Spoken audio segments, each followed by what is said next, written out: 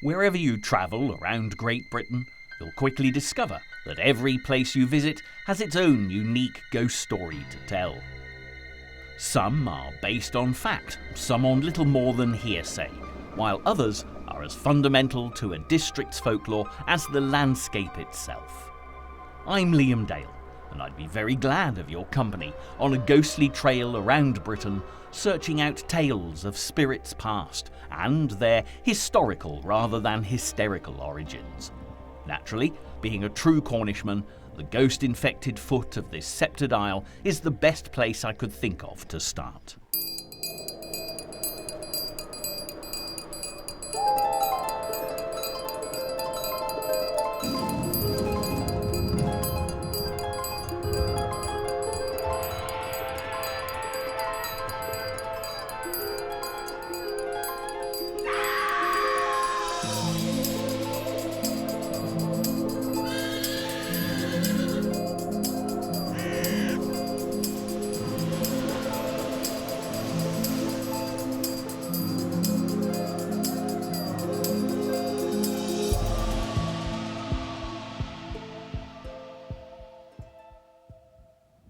Cornwall was described by that great storyteller of English literature, Thomas Hardy, as a region of dream and mystery. And you only have to stumble across an ancient monument like the Hurlers on the outskirts of the Minions village to discover why. Dating back to about 1500 BC, high up on Bodmin Moor, the Hurlers are 3 stone circles in line, and although the southernmost circle is incomplete, the other 2 have been carefully restored. In true Celtic style, there may be a perfectly logical historical explanation for these Bronze Age standing stones, but there's also an intriguing supernatural version of events too. The idea of the stones moving or even crying out might seem fanciful, but when you hear that each one is believed to be a man turned to stone for playing the traditional ball game of hurling on a Sunday, you could be forgiven for letting your imagination run riot. Nonetheless, I've been warned not to try and count the petrified hurlers, which, legend has it, is all but impossible due to the stones having a playful tendency to move around. If I were to succeed, by all accounts, a terrible fate would befall me, though I have no idea what that actually would be. And as we're only at the very beginning of our ghostly trail around Cornwall, I think it best not to tempt fate or the spirit world just yet. For some, Cornwall is proudly regarded as a separate nation, and it certainly has its own unique character. The landscape is as beautiful as it is diverse, stretching from the wild, windswept open moors to the rugged coastline, where the sea is such an intrinsic part of Cornish heritage. Wherever you travel, you'll find ancient mysteries and monuments with all manner of hidden tales to tell. There are little-known treasures like the fascinating King's Stone, a memorial to Doniert, believed to have been the last Cornish king, while reminders of a far more famous, in fact quite legendary monarch are to be found all over Cornwall. Stories of King Arthur delight visitors to Tintagel, and the high vantage point of the castle ruins on the cliff top overlooking the sea are truly evocative of a land of myths and legends. Journeying further south, you'll inevitably come to Land's End, which is again shrouded in the mystery of Arthurian legend. Some 30 miles out to sea lie the Isles of Scilly, which mythology claims were once joined to the Cornish mainland by the land of Lyonesse, home of Arthur's queen, Guinevere. Lyonesse was lost in a flood, with the inhabitants all drowned while sleeping, and fishermen in Mounts Bay still report hearing ghostly church bells ringing on clear moonlit nights. There's no denying the air of mystery and delight that's to be found at Cornwall's most southerly point. But as well as the great natural landscape, you'll also spot plenty of man-made features.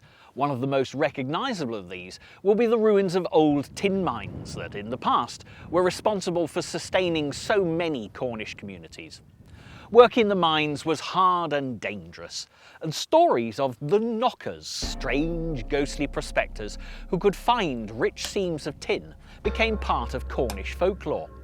If a miner listened carefully, he might be lucky enough to hear the knocking of the ghostly little men hammering away underground, and if he followed the sound, he'd know where to dig to make his fortune. But the knockers were easily offended, and traditionally, miners would always leave food, usually a portion of pasty or tobacco, to keep them happy. Mine accidents were often blamed on non-believers upsetting the knockers, and there are accounts of men actually being cast out from mining communities for voicing their scepticism. Perhaps I'll leave my pasty here, just to be on the safe side.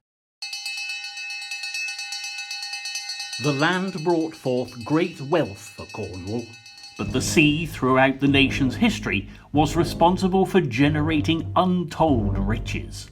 Great ships brought luxurious cargoes into the major ports. However, romantic stories of Cornish smugglers are told with gleeful relish in every fishing village. For a native Cornishman, the prospect of paying duty to the government in London on the brandy and tobacco from France that they rowed ashore was something to be avoided at all costs. Smuggling was widespread during the 18th century, and fishing villages such as Polperro, with its safe harbour and dark, narrow streets, provided the perfect destination. A visit to one of the tucked-away beaches like you see here at Port Wrinkle gives you a perfect example of a smuggler's cove. The customs men had no idea how many of these sheltered coves were used to store contraband. Well known as the tales of the Cornish smugglers are, there are others of a more sinister disposition associated with the old sailing ships. Today, you'll not travel far along the cliff paths without seeing a lighthouse or a Coast Guard station. But in the past, sailors faced terrible danger. Legends of the old Cornish wreckers who would light fires to lure ships to go aground on the rocky shoreline are quite common. And to find out more, we'll take a short journey inland to one of the most famous haunted pubs in all Cornwall.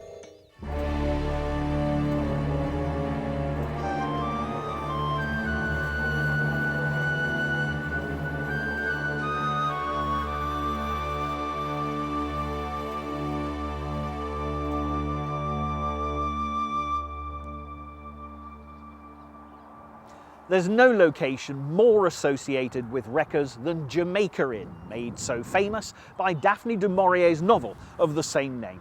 She came across the place by accident while out riding, after getting lost when one of the moor's notorious mists came down.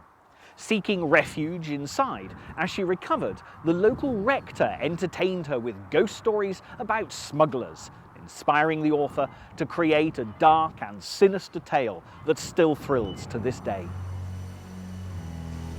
Although there are many tales of wreckers, it's likely that most of them are untrue.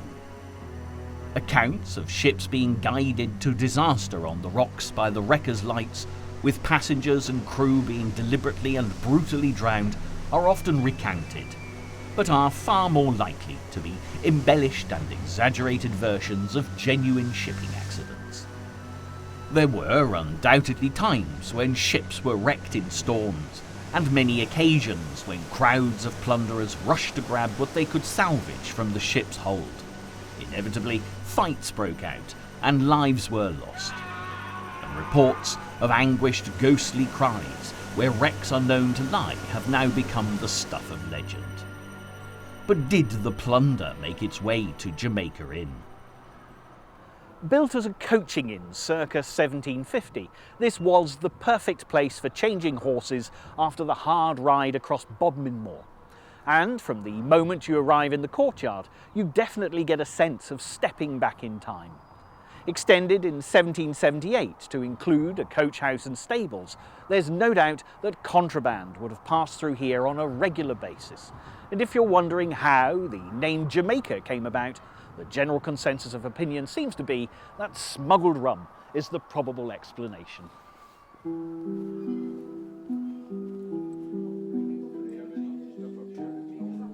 One of Jamaica Inn's most well-known ghost stories is that of a smuggler who's regularly seen at the bar or sat on the wall outside. Legend has it that the stranger had ordered a tankard of ale, which he proceeded to drink. Before he'd finished, he was called outside and never came back. Next morning, his body was found on the moor. He'd been attacked and robbed, very likely by fellow smugglers, and shortly afterwards, the sightings of his ghost began. As well as people seeing this apparition, many of the landlords who have been in residence over the years have reported hearing footsteps in the corridors when the pub is empty, and this wandering spirit in search of his unfinished beer is not the only ghost said to haunt Jamaica Inn. Room 5 is the site of most paranormal activity here, and it's where I'm sleeping tonight. Lucky me.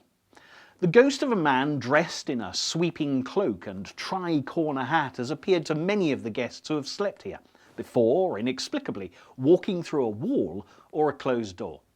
Suggestions are that he was a highwayman who preyed on travellers using the Bodmin to Lanston Road, stopping here at the inn to eye up possible victims. Another visitor from the spirit world that's harder to explain is the ghost of a young girl who's always weeping.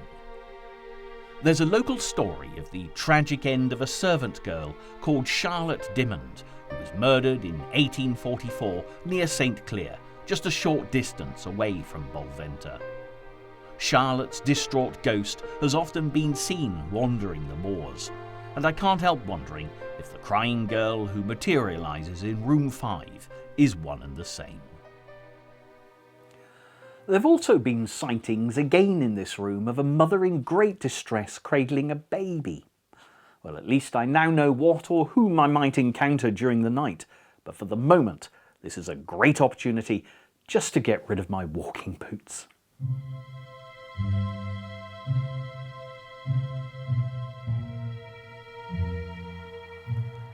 Although I'm sort of excited at the prospect of spending a night in room 5 by myself, after all I've been told, I think that a wee drop of liquid courage before bed, best Jamaican rum of course, might not go amiss.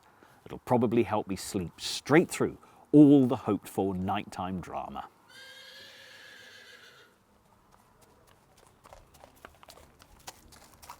Reality equals cobbles. Legend equals gravel.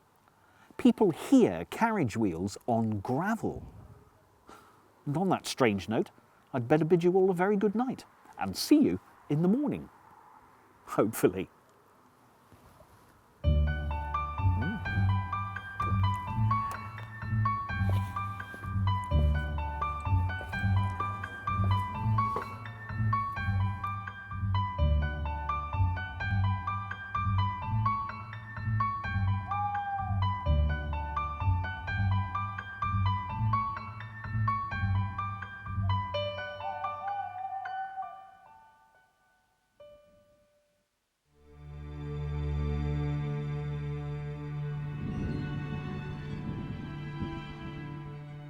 As you see, I survived my night in Jamaica Inn's notorious room 5, and I slept very well indeed, really. The rum helped. I did wake in the early hours feeling eerily cold, which is something other guests have reported, but I didn't encounter any of the now world-famous ghosts. However, the way that the internet has allowed people from all over the globe to share their ghostly experiences at Jamaica Inn through blogs and forums makes the various uncannily similar stories seem anything but coincidence.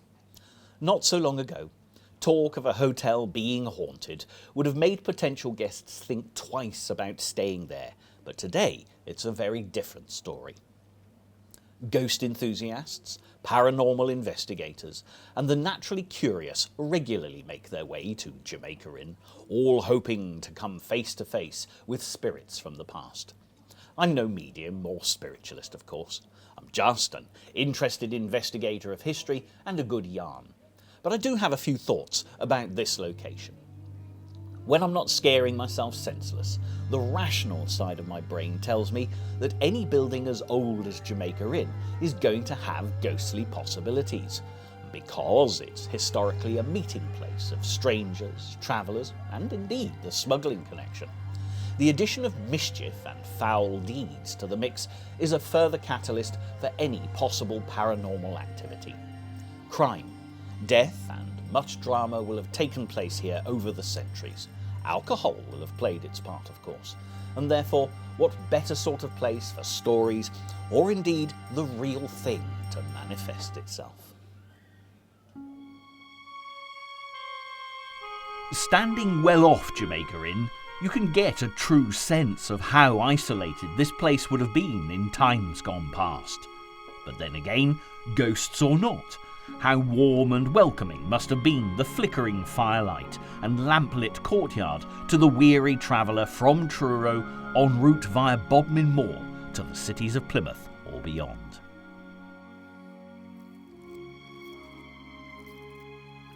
My journey, just a few miles across the moor, has brought me to Dozmary Pool in search of a great Cornish ghost story.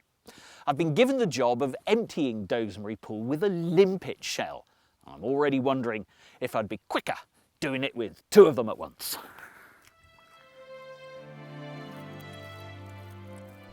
The obvious question has to be why. It is, of course, an impossible task, but as you're about to discover, it's meant to be. Dozmary Pool is a very spiritual place. Long before the ghost I'm looking for appeared here, it was already a significant part of the Arthurian legend. Many people believe that this is where King Arthur's mighty sword Excalibur was finally returned to the Lady of the Lake after his last great battle.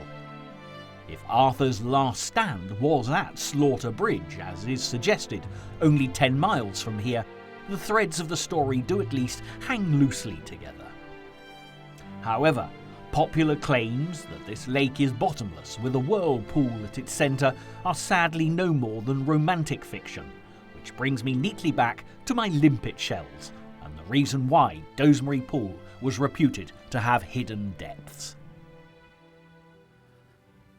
Around these parts, there's a chilling supernatural tale of the most evil ghost in Cornwall, namely one Jan Tregagle. Local children would taunt each other with the threat, "Tregagle will get you." And in life or death, this dark-hearted Cornishman struck terror into all who crossed his path. As a penance, his ghost was ordered to spend all eternity emptying the bottomless Dozmary Pool with a limpet shell. But as I've already confirmed, it was a thankless task, and I can see why it drove him screaming across the moors. Like many good ghost stories, there's fact mixed with fiction regarding Tregagle's tale. There was indeed a real Jan Tregagle who lived here at Trevorder in the 17th century, a ruthless businessman and very possibly a lawyer. Acquiring all sorts of property by dubious means, Trevanion Manor being a prime example, Tregagle nevertheless prospered and even became a magistrate. Those who stood against him found Tregagle's brand of justice brutal, and by the time he died, he was universally hated. Stories tell us that his first return as a ghost was when a defendant in a court case rashly called for him as a witness, and Tregagle demanded that those who'd summoned him save his soul from the devil's clutches. Cornish holymen intervened, and it was agreed that as long as Tregagle continuously served his penance, emptying Dozmary Pool with a limpet shell, he would be spared the fires of hell. The devil bombarded Tregagle with all that he could to stop him emptying the lake, and after a night of terrible storms, thunder and lightning, Tregagle's ghost fled with Satan's hellhounds in hot pursuit across Cornwall. But before we set off in search of Tregagle's ghost and his quest to find sanctuary, I've come to see where the real Jan Tregagle was buried and talk to local expert and historian Peter Tuttle.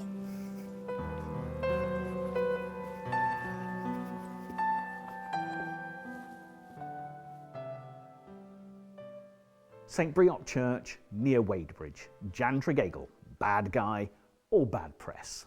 Very difficult to establish. Cornwall, as you've already said, was a land of legends, and as such, Jan Tregeagle became a legend with all sorts of stories woven around him. The truth and the evidence we have do not confirm the fact that he was a bad man. He was born at a difficult time. The Civil War broke out in England in 1642. He was a parliamentarian in Cornwall, which was very royalist, and that didn't do him any good at all. He was also involved in a certain amount, and of course it also was widespread in Cornwall, witch hunts and witchcraft. And he got involved in that to a certain extent, which was a great shame for him later on. He was also involved as a steward for the Robarts family of Lanhydrock and as a justice of the peace. Now, the justices of the peace of those times were usually very strict, and it always meant that somebody was going to be on the receiving end of his decisions. And that, of course, certainly upset various people and didn't do them or him any good.